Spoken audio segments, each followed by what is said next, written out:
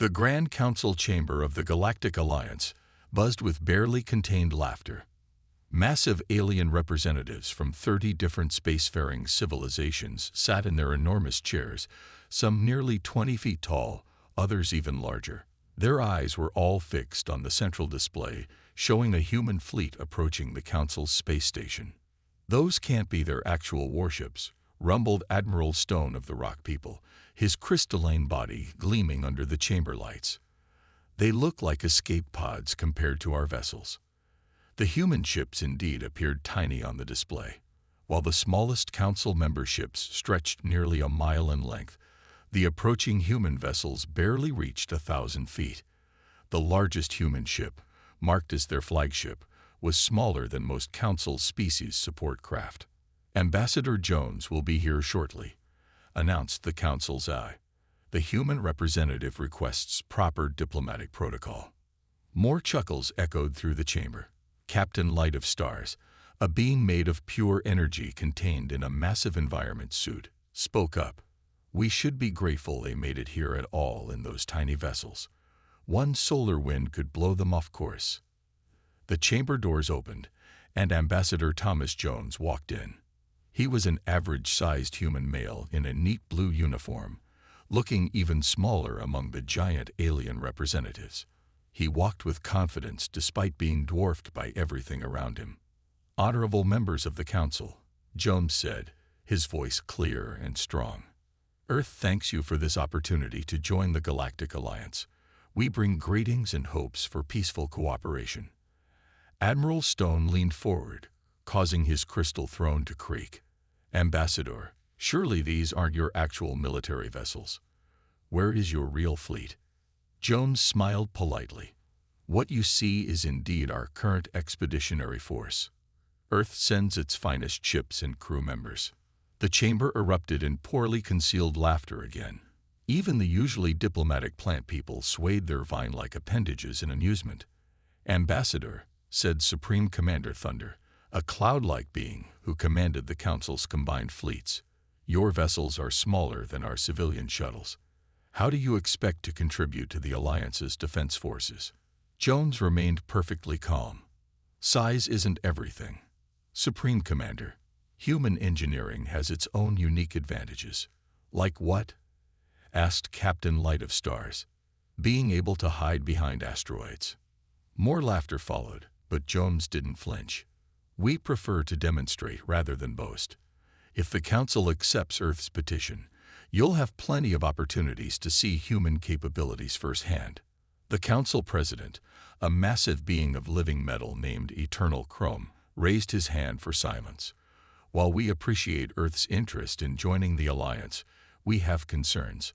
All member species must contribute to our collective defense. Your ships appear inadequate for this task." "I understand your concerns," Jones replied. "However, I must warn the Council about making assumptions based solely on size. Earth has faced many challenges in its history, and we've learned that appearances can be deceiving." "Is that a threat, tiny ambassador?" growled Admiral Stone. "Not at all," Jones said. "Simply a friendly reminder that humans have surprised many others who underestimated us. We would prefer to be allies rather than prove our worth through conflict." The Council President's metallic features shifted in what passed for a frown. "We will need time to consider Earth's petition. In the meantime, your fleet must remain at its current position." "Of course," Jones agreed. "We'll maintain our current orbit, but I hope the Council will make its decision soon. There are elements in this sector of space that might mistake our size for weakness. That would be unfortunate for everyone involved." As Jones left the chamber, the laughter resumed, but a few council members remained quiet, studying the human ships on the display more carefully. Something about the ambassador's quiet confidence made them uneasy. Outside the chamber, Jones tapped his communicator. "Captain, maintain standard protocols. Let them watch us for now." "Understood, Ambassador," came the reply. "Should we show them any of our special maneuvers?" "Not yet," Jones said, allowing himself a small smile. "Let them keep underestimating us. They'll learn soon enough why Earth's fleet, despite its size, has never lost a war. As Jones walked back to his ship, the massive council station loomed above him. Soon, very soon, these giants would learn that humanity's greatest strength wasn't in size, but in the clever ways they'd learned to bend the very laws of physics to their will. The real question wasn't whether the Council would accept Earth's petition. The question was whether the Council was ready for what humanity would bring to the galaxy. 2 weeks after the Council meeting, strange reports began flooding the Alliance intelligence networks. The human ships were performing maneuvers that seemed impossible for vessels their size. Some observers claimed they saw the ships appearing and disappearing, while others reported watching them move in ways that violated known physics. "These readings make no sense," muttered First Observer Reed of the Council's Intelligence Division. The giant insectoid clicked his mandibles as he studied the data streams. The human ships were generating energy signatures far beyond their apparent capacity. In the Council's Military Command Center, Supreme Commander Thunder called an emergency meeting. The massive chamber was filled with holographic displays showing the human fleet's activities. "They're testing our sensor networks," Admiral Stone declared, his crystalline form pulsing with angry red light. "These small ships are clearly a distraction. They must have larger vessels hidden somewhere." Captain Light of Stars floated forward, his energy form flickering with concern. "Our deep space scans show no sign of other human vessels, but these energy readings, they're unlike anything we've seen before." The meeting was interrupted by urgent news. The Crimson Mandate, one of the more aggressive Council races, had sent a battle fleet to the sector where the human ships patrolled. The Crimson Mandate's admiral, a towering red-scaled being named Bloodfang, appeared on the main screen. "These humans are an insult to the Alliance," Bloodfang snarled. "Their presence here mocks our combined might. We demand they submit to Crimson authority or leave Alliance space immediately." The Council President tried to maintain order. "Admiral Bloodfang, the humans' petition is still under review. You have no authority to make such demands." "We have every right." Bloodfang's scales bristled. "Our ships protect 3 major trade routes in this sector. We will not allow these toys to threaten our security." On another screen, Ambassador Jones appeared, looking as calm as ever. "Admiral Bloodfang, we have no hostile intentions, but we will defend ourselves if attacked. I strongly advise against any aggressive action." Bloodfang's laughter boomed through the chamber. "Defend yourselves. Your largest ship wouldn't even scratch the paint on our smallest cruiser. Size isn't everything." "Admiral," Jones replied with that same knowing smile, "perhaps we could arrange a joint training exercise to demonstrate." "Enough." Bloodfang slammed his massive fist down. "You have 6 hours to submit to our authority or leave. If you do neither, we will remove you by force." The transmission cut off, leaving the council chamber in tense silence. All eyes turned to the human ambassador's image. "Ambassador Jones," the council president began, "perhaps it would be wise to temporarily withdraw your fleet. The Crimson Mandate is known for their aggressive solutions." Jones shook his head. "With respect, we won't be bullied out of Alliance space. Earth's fleet will maintain its position." "That's suicide." Captain Light of Stars flared brightly. "The Crimson Fleet has over 50 capital ships in that sector. Your vessels will be destroyed in seconds." "Numbers can be deceiving," Jones said simply. "Now, if you'll excuse me, I need to prepare my fleet." After Jones's image vanished, the council erupted in argument. Some demanded immediate intervention to prevent bloodshed. Others insisted on letting the humans face the consequences of their stubbornness. In the Intelligence Division, First Observer Reed continued studying the bizarre readings from the human ships. Something about their energy patterns seemed familiar, but he couldn't quite place it. It was like seeing a shadow of something much larger, but when he looked directly at the ships, they remained frustratingly small. As the 6-hour deadline approached, the Crimson Fleet moved into attack formation. Their massive ships, each one gleaming blood red in the starlight, formed a wall of steel and energy weapons that stretched for thousands of kilometers. The human fleet, in contrast, looked like a handful of pebbles facing a mountain range. But strangely, their ships hadn't moved. They maintained their original formation, showing no sign of fear or preparation for retreat. First Observer Reed suddenly sat up straight, his antennae twitching violently. He'd finally recognized the pattern in the energy readings. But that was impossible. If he was right, then these tiny human ships were actually. The attack countdown began. As the massive Crimson Fleet approached, Admiral Bloodfang stood proudly on his flagship's bridge. The enormous vessel, nearly 10 miles long, dwarfed everything around it. On his command screen, the human ships looked like specks of dust. "One last chance, humans," Bloodfang announced over the open channel. "Submit or be destroyed." Ambassador Jones's voice came back clear and steady. "We decline. Any hostile action will be met with appropriate force." Bloodfang bared his teeth in what passed for a smile among his kind. "Very well. Main guns, target their flagship. Let's show them what real military power looks like." The Crimson flagship's main cannon began charging, gathering enough energy to vaporize a small moon. The weapon's barrel alone was longer than the entire human fleet combined. "Energy buildup detected," reported Bloodfang's weapons officer. "The humans are powering up something. Probably their engines to run away." Bloodfang laughed. "Fire when ready." The massive energy beam lanced out from the Crimson flagship, a brilliant red streak across space that seemed certain to annihilate the tiny human vessel. But at the last possible moment, something impossible happened. The human ship moved, not in the normal way ships moved in space, but with a speed and grace that defied physics. The energy beam passed harmlessly through empty space. "Impossible," Bloodfang roared. "Nothing that size can move that fast." Before he could give another order, the human ships began to dance. They weaved between the massive Crimson vessels like insects, but with perfect precision. Every shot fired at them somehow missed, as if the human ships knew where the attacks would be before they were launched. "Sir," the sensor officer called out, "we're detecting strange energy patterns from the human vessels." There, a series of small bright flashes erupted from the human ships. Beams of light no thicker than a finger lanced out, striking the Crimson vessels with surgical precision.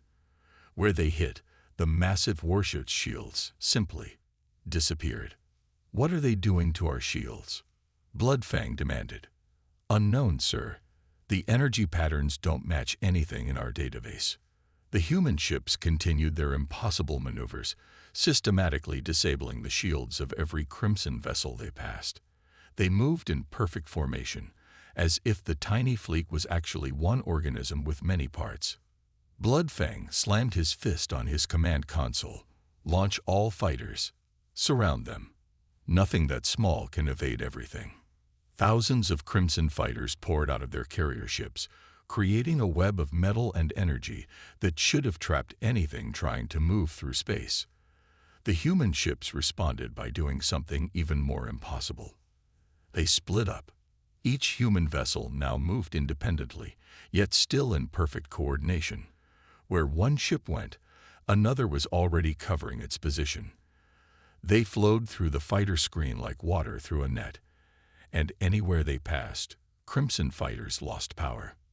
"Sir," the weapons officer's voice shook, "we've lost shields on 80% of the fleet. Our fighters are dropping like flies, but our sensors can't even detect what weapon they're using." Bloodfang watched in growing horror as his mighty fleet was systematically disabled by ships he could barely see on his view screen. Not a single shot had been fired at the human vessels successfully. Not one of his fighters had managed to even touch them. "This is impossible," he whispered. "They're too small. They can't be doing this." That's when his flagship's shields went down. A small light blinked on his command console, a transmission from the human fleet. "Admiral Bloodfang." Ambassador Jones's voice was still perfectly calm. "Your fleet is now defenseless. We could disable your weapons just as easily as we took down your shields. Would you like to discuss this situation more diplomatically?" Bloodfang looked at his tactical display in disbelief. His mighty fleet, pride of the Crimson Mandate, had been completely neutralized by a handful of ships he had dismissed as toys.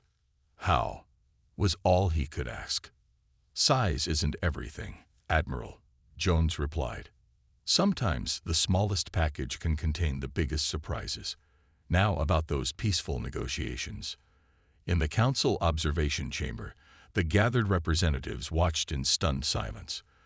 The tiny human fleet had just done the impossible, and they hadn't even revealed their full capabilities yet. The real show was about to begin. First Observer Reeb burst into the council chamber, his insectoid legs clicking rapidly against the floor. "Honorable Council, you need to see this immediately. The human ships. They're not what they appear to be." The council members were still watching the aftermath of the brief battle. The mighty Crimson Fleet floated powerless in space, surrounded by the seemingly tiny human vessels.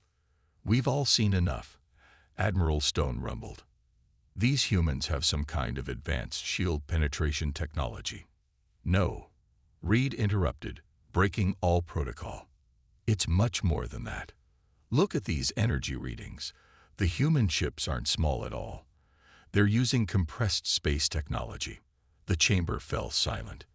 Even the council president's metallic form stopped shifting. On the main display, Ambassador Jones's image appeared. "I see your intelligence division has finally figured it out. Perhaps now would be a good time for a proper demonstration." Before anyone could respond, the human ships began to change. It started slowly at first. The outer hull of each vessel seemed to ripple, like heat waves over hot ground. Then, section by section, the ships began to unfold. But they weren't just unfolding in three-dimensional space. They were unfolding through dimensions that shouldn't exist. By the first stars, Captain Light of Stars whispered, his energy form flickering in shock. Where there had been a tiny fleet of seemingly insignificant ships, massive vessels now hung in space. Each human ship had expanded to reveal its true size, dwarfing even the largest Crimson vessels. The human flagship, once barely noticeable, now stretched over 20 miles in length. "Impossible." Admiral Stone's crystalline form crackled with stress. "No species has ever mastered dimensional compression at this scale." Jones smiled. Humanity learned long ago that working with space itself was more efficient than trying to build ever larger ships. "Each of our vessels contains compressed space equivalent to a small solar system. We simply keep most of it, folded away." The council watched as the human ships continued their transformation. Weapon systems emerged from seemingly nowhere. Entire decks expanded into existence. What had appeared to be simple hull plating unfurled into complex arrays of technology that defied conventional physics. "The energy readings make sense now," Reed explained, his antennae twitching excitedly. They weren't small ships generating impossible power. They were massive ships compressed into tiny spaces. Bloodfang's voice came over the command channel, shaking with rage and fear. "This is trickery. Some kind of illusion." "No illusion, Admiral," Jones replied. "Remember when we disabled your shields? Those weren't weapons in the conventional sense. Each shot was actually a precisely controlled pocket of unfolded space. Your shields didn't fail. They were temporarily shifted into another dimension." The council chamber erupted in chaos. Some representatives demanded immediate military action. Others called for an emergency alliance with Earth. A few simply stared at the display in stunned silence. "Please, remain calm," Jones continued. "Earth has no hostile intentions. We compressed our ships not to deceive, but because it's simply more practical.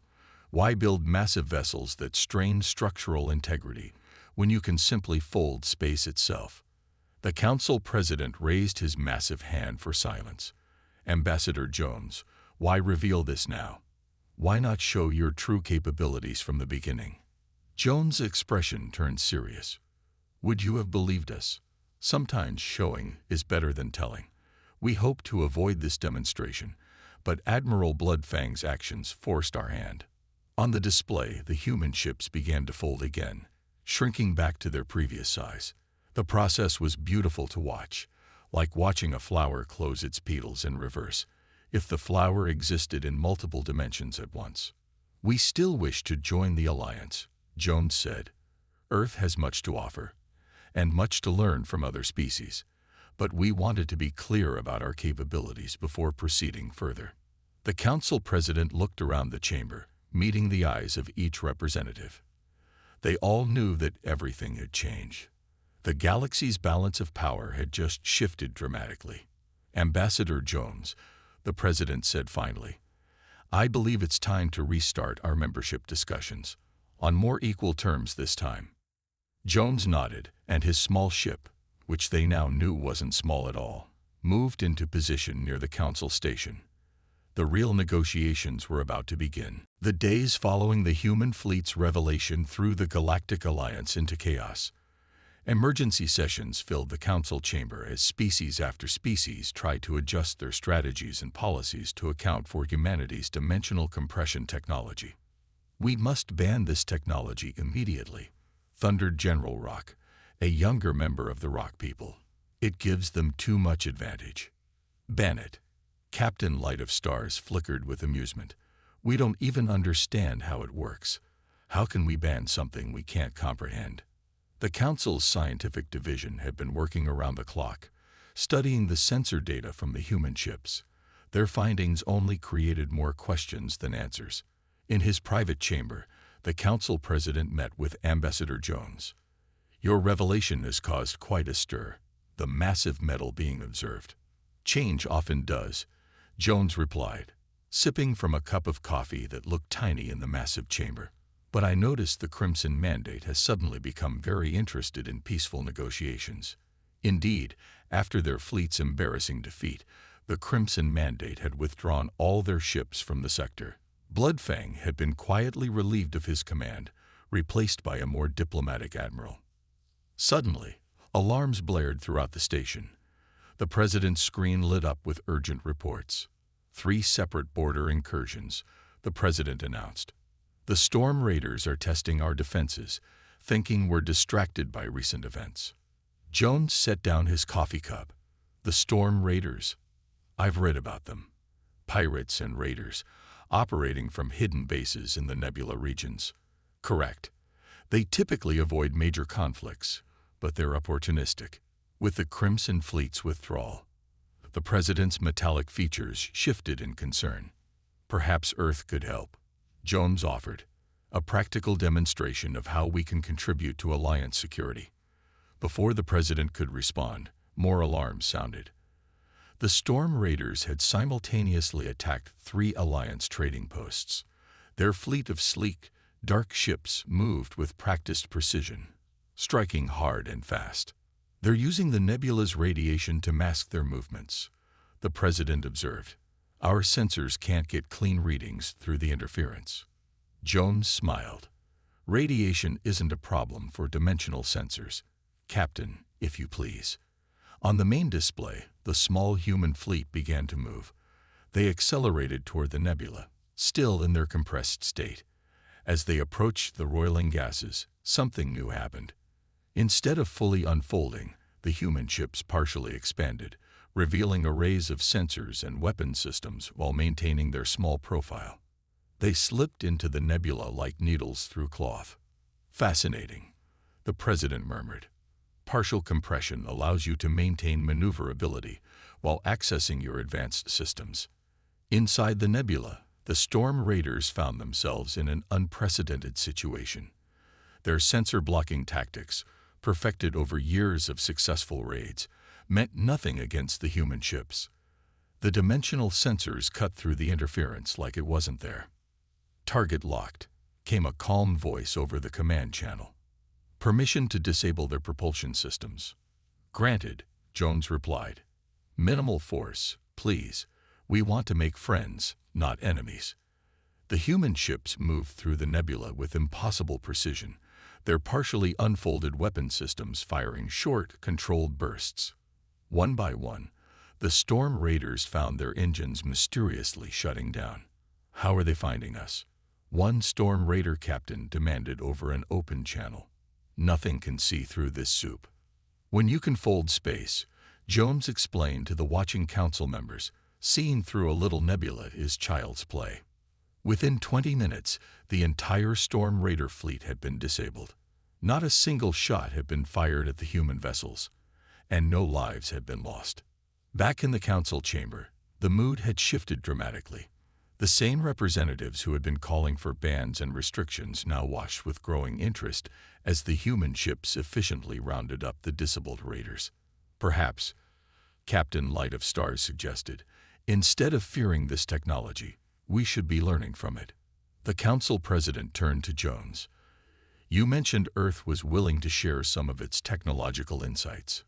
"Within reason," Jones nodded. "We believe in cooperation, not domination. Though I suggest we start with something simpler than dimensional compression. Perhaps basic space folding theory." Around the chamber, representatives began nodding.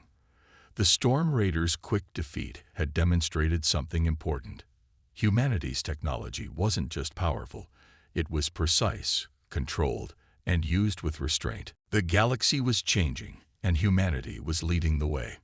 The relative peace lasted exactly 3 days before the Crimson Mandate made their final desperate move. Despite their previous defeat, hardliners within their empire had seized control, refusing to accept humanity's technological superiority. This ends today. Fleet Marshal Rage, Bloodfang's replacement, broadcasted across all frequencies. "We've gathered every ship in the Mandate's arsenal. Let's see how your parlor tricks handle real numbers." The Council's sensors detected over 300 Crimson warships emerging from hyperspace. They had literally emptied their empire of military vessels, creating the largest battle fleet seen in a millennium. Marshal Rage, Jones's voice remained steady as ever. "Is this really necessary?" "No more talks," Rage snarled. "No more demonstrations. Either leave Alliance space, or we will destroy you." In the council chamber, emergency sessions dissolved into chaos. Even with their dimensional technology, the human fleet numbered only 12 ships. They faced an armada that stretched across light minutes of space. "Ambassador," the council president spoke urgently. "The Alliance can scramble reinforcements in 6 hours, perhaps a tactical retreat." "That won't be necessary," Jones interrupted politely. "Captain, initiate Protocol Omega." The human ships began to move, but differently than before. Instead of spreading out or unfolding, they formed a perfect circle. As the council watched, streams of energy began flowing between them, creating the web of light. "All ships linked," the human captain reported. "Dimensional cascade ready." "What are they doing?" First observer Reed's antennae twitched frantically as he studied the readings. "The energy patterns, they're creating some kind of resonance field." The Crimson Fleet opened fire. Thousands of energy beams and projectiles streaked across space toward the tiny circle of human ships. But before they could hit, something unprecedented happened. The human ships didn't just unfold, they synchronized their dimensional compression fields. Space itself began to ripple around them, like waves in a pond expanding outward. "By the void," Captain Light of Stars whispered. "They're not just compressing their ships. They're manipulating the space around them." The ripples reached the incoming Crimson weapons. As they passed through the distorted space, the attack simply ceased to exist. Not deflected, not absorbed. They'd vanished into dimensions beyond normal space. "Impossible," Marshal Rage roared. "All ships, advance. Crush them with our mass." The Crimson Fleet moved forward like a wall of metal, intending to simply overwhelm the human ships through sheer numbers. But they had badly miscalculated. "Final warning," Jones announced calmly. "Stand down, or we will be forced to demonstrate our full capabilities." Rage's only response was maniacal laughter. "Very well," Jones sighed. "Captain, you may proceed." The human ship's energy web pulsed once, brilliantly. A wave of distorted space exploded outward, expanding in all directions. As it reached the Crimson Fleet, ships began disappearing. Not exploding, not being destroyed, simply folding away into other dimensions. "What's happening to my fleet?" Rage's voice had lost its confidence. "We're temporarily storing your ships in pocket dimensions," Jones explained, as if discussing the weather. "They'll be perfectly safe, though it might take a few hours to unfold them all again. Your crews won't even realize any time has passed." The wave continued expanding. Ship after ship vanished from normal space, stored away like books on shelves in dimensions humans had learned to access centuries ago. Within 5 minutes, the entire Crimson Fleet, the largest armada ever assembled, had been neatly filed away in places only humanity could reach. In the council chamber, absolute silence reigned. The display showed only the small human fleet, their energy web now dimming, and empty space, where hundreds of massive warships had been moments before. "Ambassador," the council president spoke carefully, "you could have done this at any time." "We prefer not to," Jones replied. "Massive dimensional manipulation can be unsettling to local spacetime. But yes, we could have. This is why Earth never needed to build large fleets. We simply learned to work smarter, not bigger."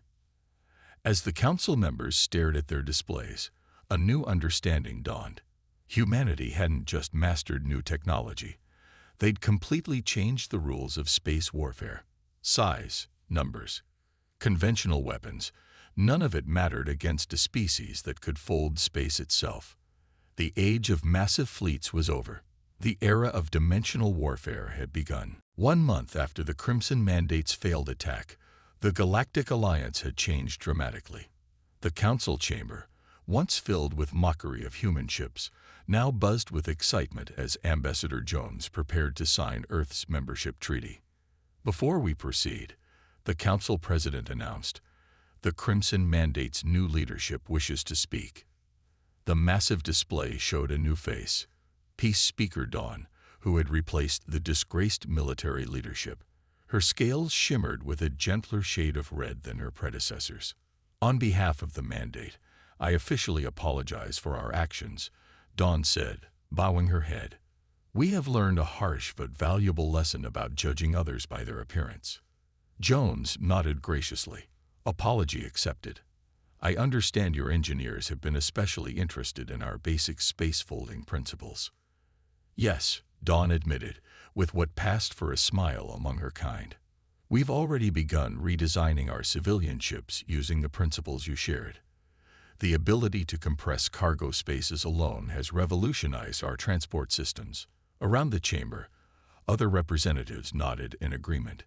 In just 1 month, humanity's willing sharing of their simpler technologies had sparked a renaissance in ship design across the Alliance. "Who would have thought?" Captain Light of Stars mused, his energy form glowing warmly, "that the secret wasn't in building bigger ships, but in learning to fold space itself." The signing ceremony proceeded smoothly. As Jones pressed his palm to the authentication panel, cheers erupted throughout the chamber, a far cry from the laughter that had greeted humanity's first arrival. "Now," the council president said, "I believe you have something to show us, Ambassador." Jones smiled. "Yes, Captain, if you would." Outside the council station, the human fleet began what looked like a normal unfolding sequence, but this time was different. As the ships expanded, they revealed not weapons or sensors, but something entirely unexpected. Gardens, parks, entire ecosystems contained within their folded spaces. "You see," Jones explained, "we never designed our ships just for war. Each vessel contains habitats, research facilities, and cultural centers. We compressed space not to hide our true size, but to carry pieces of Earth with us among the stars." The council members watched in wonder as section after section unfolded, revealing the true nature of humanity's fleet. What they had dismissed as tiny warships were actually self-contained worlds, carrying the best of Earth's culture, science, and life throughout space. This is why we were never afraid, Jones continued. Every human ship is a piece of home, carrying not just weapons, but wisdom. Not just power, but possibility. First observer Reed, who had first discovered the truth about the human ships, stepped forward. You've changed everything we thought we knew about space travel. The old rules about size and power. We're limiting everyone's potential. Jones finished. The universe isn't about how much space you can take up, but how wisely you can use the space you have. The council president's metallic form shifted thoughtfully. And you're willing to teach us? Of course, Jones replied. That's why we're here. Earth doesn't want to dominate the galaxy. We want to help it grow, to show that the smallest things can contain the greatest wonders. As if to emphasize his point, a holographic display showed the interior of the human flagship. Forests stretched for miles within compressed space. Scientists worked in laboratories that existed between dimensions. Children played in parks that seemed to go on forever, all within a ship that had once been mocked for its size. The galaxy is entering a new age, the council president declared. Thanks to humanity, we've learned that true greatness isn't measured in size, but in innovation, wisdom, and the willingness to share knowledge. Ambassador Jones looked around the chamber, meeting the eyes of representatives who had once laughed at humanity's fleet. Now they looked back with respect, understanding, and hope for the future. We have a saying on Earth, Jones said softly. The best things come in small packages. The chamber filled with appreciative laughter, not mockery this time, but joy at the truth of those words. As the human ships continued displaying their wonders, the galaxy's future unfolded before them, full of possibilities that no one, except perhaps humanity, had ever imagined possible. Size, they had all learned, truly wasn't everything. Sometimes the smallest arrival could bring the biggest changes. The age of folded space had begun.